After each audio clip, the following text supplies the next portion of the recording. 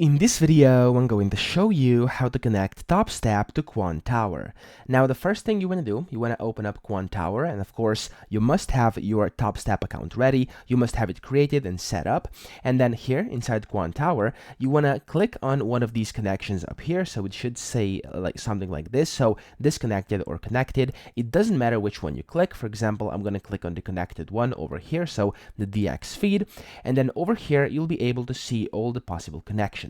Just go ahead and where it says search connections, type in Topstep or just look for it on the list, and then you'll see Topstep Rhythmic. Click on that over here. You can also click this plus icon, so of course you can add a separate one down here, and then all you're gonna have to do is you have to put in your username and then your password as well as your basically server inside the Topstep. Okay, so your username and your password will be provided to you inside your Topstep account. Just look for the option where you can see basically the server username and password for Quantower inside your Topstep account, and then once you find that, make sure you put it in here and then click on connect, and then your Topstep will be connected successfully. So that's pretty much it. I hope this video helped you out. If it did, please subscribe to the channel and help me out as well.